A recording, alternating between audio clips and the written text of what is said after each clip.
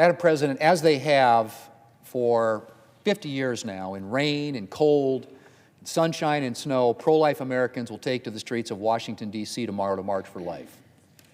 They come by the tens of thousands from all across the country, in buses, in cars, and on planes. Young people, so many young people, and Americans of every age from every walk of life. They come to Washington, D.C. for a simple reason: to testify to the truth enshrined in our Declaration that all men and women are created equal, that they are endowed by their Creator with certain unalienable rights, and that among those are the right to life, to liberty, and the pursuit of happiness. And that right to life applies to every person, not just those the pro-abortion movement thinks should be allowed to be born. Every person, born and unborn. Madam President, at some level, I think everyone knows the truth of what abortion is: killing of an innocent human being. The pro-abortion movement and the Democrat Party, unfortunately one and the same these days, have tried to obscure this truth. They do everything they can to avoid talking about the reality of the issue. But I think even they are well aware that when we're talking about abortion, we're talking about the killing of a human being. I think they are well aware that a 7-pound unborn baby is just as human and just as worthy of life as a 7-pound baby who's already been born. But although I think everyone knows the reality of the issue, it can be easy to ignore or forget the fact that every year in this country, hundreds of thousands of babies are being killed by abortion. And when I say hundreds of thousands, I mean hundreds of thousands. The Pro-Abortion Guttmacher Institute reports that, and I quote, in the first 10 months of 2023, there were an estimated 878,000 abortions in the formal U.S. healthcare system, end quote. 878,000. To put that number in perspective, 878,000 is more than the entire population of some U.S. states. That is a lot of lives lost, Madam President. A lot of love lost.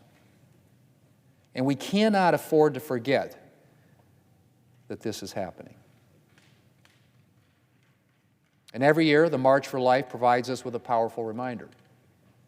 Madam President, the March for Life is a vast assembly of pro-lifers and, as I said, a powerful witness. And it's just one facet of the pro-life movement. An even bigger work, an even bigger focus, I might add, of the pro-life movement is offering hope and help to moms in need.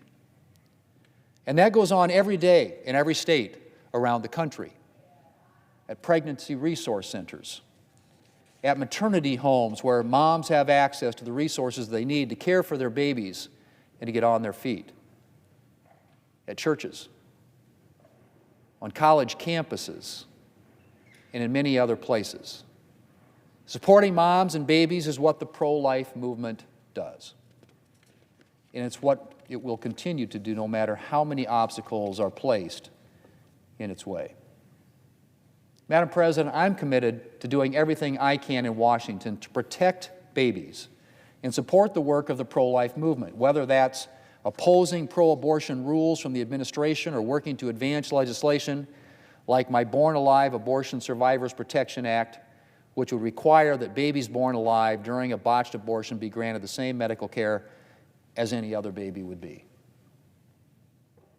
And I'm grateful to all of my colleagues who stand up for life here in Congress and to the countless Americans who spend each day standing up for moms and their babies.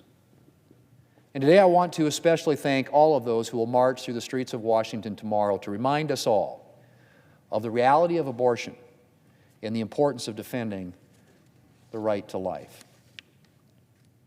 Madam President, given the grim reality of abortion, it will be no surprise if the mood at the March for Life each year were somber. But I am always struck by the hope and enthusiasm that emanates from so many of the marchers, especially the young people. And I think, Madam President, it's because the marchers know that no matter how long and how hard the battle, that at the end of the day, life will win. I firmly believe that, Madam President. And I look forward to the day when we fully live up to our founding principles and ensure that the right to life of every American, born and unborn, is respected. Madam President, I yield the floor.